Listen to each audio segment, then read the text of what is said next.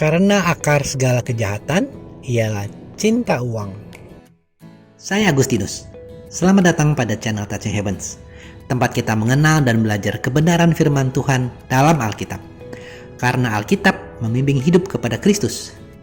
Mohon like dan subscribe untuk membantu channel ini bertumbuh dan firman Tuhan semakin diwartakan. Pada kesempatan hari ini, kita membahas perihal cinta akan uang yang menjadi akar segala kejahatan. Mari kita baca satu ayat dari 1 Timotius 6 ayat 10. Karena akar segala kejahatan ialah cinta uang. Sebab oleh memburu uanglah beberapa orang telah menyimpang dari iman dan menyiksa dirinya dengan berbagai-bagai duka. Teman-teman, uang adalah segala sesuatu yang diterima dan secara umum oleh masyarakat untuk mengukur nilai, menukar, dan melakukan pembayaran atas pembelian barang dan jasa. Serta pada waktu yang bersamaan bertindak sebagai alat penimbun atau penyimpan kekayaan. Uang sendiri adalah benda yang bersifat netral, sama halnya dengan sebuah pisau yang bisa digunakan sebagai salah satu alat dalam kegiatan memasak, digunakan untuk memotong tanaman, atau bisa juga digunakan untuk kejahatan. Bendanya netral, namun akan berbeda penggunaannya tergantung kepada si pengguna, yaitu orang yang memakai benda itu. Tidak ada yang salah dengan uang, bahkan uang perlu dan memudahkan hidup. Banyak yang berkata segala sesuatu perlu uang, dan hal ini benar sekali. Dari lahir sampai meninggal, kehidupan kita banyak bersinggungan dengan uang. Misalnya, biaya untuk kelahiran kita, terus biaya untuk membeli susu, makanan, biaya sekolah, biaya menikah. Bahkan perlu uang di saat kita sakit dan di saat kita meninggal dunia. Namun yang menjadi akar segala kejahatan ialah cinta akan uang. Hal yang sama pernah disampaikan juga oleh Raja Salomo, orang yang terbijaksana yang pernah hidup, dalam Khotbah 5 ayat 9. Siapa mencintai uang tidak akan puas dengan uang, dan siapa mencintai kekayaan tidak akan puas dengan penghasilannya. Ini pun sia-sia. Teman-teman, cinta akan uang berhubungan erat dengan keinginan manusia yang sulit atau bisa dikatakan tidak akan pernah terpuaskan. Jika seseorang terus berusaha memuaskan keinginannya, maka uang akan menjadi sarana untuk mencapai hal itu. Dan tadi seperti disampaikan oleh Raja Salomo, jika hal ini terjadi, maka seseorang itu tidak akan puas dengan uangnya. Selalu merasa kurang, karena jelas keinginannya yang selalu bertambah besar. Contoh sederhana ya teman-teman, tanpa bermaksud untuk menyinggung siapapun, saya izin menggunakan contoh handphone dan mobil sebagai salah dua wujud keinginan. Handphone dan mobil akan terus bertambah canggih tiap versinya, tambah mewah, tambah keren, dan tentunya tambah mahal.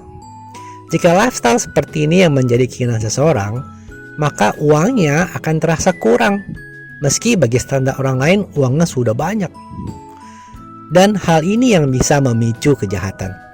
Demi mendapatkan lebih banyak uang, seseorang bisa berbuat hal-hal yang tidak berkenan di mata Allah. Juga ini adalah salah satu ciri manusia di akhir zaman yang disampaikan oleh Rasul Paulus dalam suratnya kepada Timotius. Mari kita baca 2 Timotius bab 3 ayat 1 sampai 2. Ketahuilah bahwa pada hari-hari terakhir akan datang masa yang sukar. Manusia akan mencintai dirinya sendiri dan menjadi hamba uang. Mereka akan membual dan menyombongkan diri. Mereka akan menjadi pefitnah. Mereka akan berontak terhadap orang tua dan tidak tahu berterima kasih, tidak mempedulikan agama.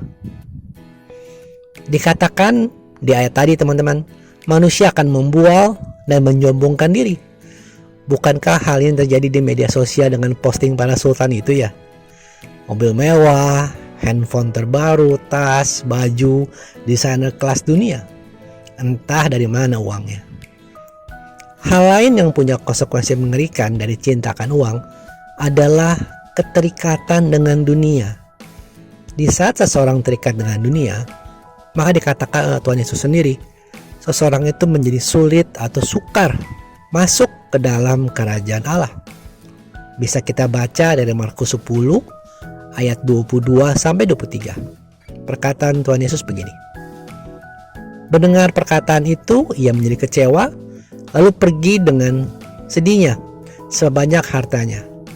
Lalu Yesus memandang murid-muridnya di sekelilingnya dan berkata kepada mereka, alangkah sukarnya orang yang beruang masuk ke dalam kerajaan Allah. Teman-teman, saya tidak membahas ini lebih dalam. Cukup kita tahu pengertian cinta akan uang dari dua ayat tadi, 1 Timotius 6 ayat 10 dan juga Pengkhotbah 5 ayat 9. Nah, mari kita bahas bagaimana seharusnya kita bersikap ya. Sekali lagi, uang perlu, tapi uang bukanlah segalanya. Uang adalah sarana yang harus kita pergunakan untuk membantu kita dalam perjalanan menuju kekekalan dengan memperdalam relasi kita dengan Tuhan. Hal ini dikatakan oleh Tuhan Yesus dalam Lukas 16 ayat 9. Dan aku berkata kepadamu, ikatlah persahabatan dengan mempergunakan mamon yang tidak jujur, supaya jika mamon itu tidak dapat menolong lagi, kamu diterima di dalam kemah abadi. Teman-teman, karena kalau kita nggak punya uang dan kelaparan, akan sulit kita berdoa dan belajar firman. Jika kita tidak punya uang, kita akan terbatas dalam pelayanan. Bukannya kalau nggak punya uang artinya nggak bisa melayani ya. Tetap bisa melayani dengan waktu, tenaga, talenta yang kita punya. Tapi bayangkan akan lebih banyak yang bisa kita lakukan dengan uang yang kita punya. Ataupun karena uang, jadi kita lebih punya banyak waktu. Nah, teman-teman bisa baca kisah tadi selengkapnya di Lukas 16 ayat 1 hingga ayat 14 ya. Nah, hal yang penting untuk kita ingat adalah ajaran dari Rasul Petrus dalam suratnya kepada umat Ibrani berikut ini. Ibrani 13 ayat 5. Janganlah kamu menjadi hamba uang, dan cukupkanlah dirimu dengan apa yang ada padamu. Karena Allah telah berfirman, aku sekali-kali tidak akan membiarkan engkau, dan aku sekali-kali tidak akan meninggalkan engkau. Penting sekali teman-teman, dan juga akan meringankan beban hidup jika kita punya mentalitas cukup, yaitu mencukupkan diri dengan apa yang Tuhan sudah berikan dalam hidup kita.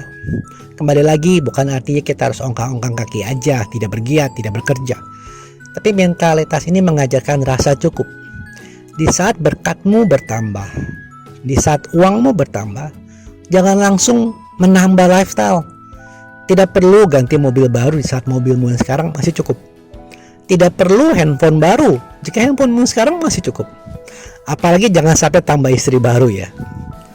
Tetapi dengan bertambahnya berkat, dengan semakin banyak uangmu, maka bertambahlah berkat yang bisa kau berikan kepada sesama yang membutuhkan. Semakin besar korban syukurmu, semakin banyak pelayananmu. Karena ingatlah teman-teman, semakin kita memberi, maka semakin banyak Tuhan akan memberikan berkat bagimu. Ingat janji Tuhan dalam ayat ini, Lukas 6 ayat 38.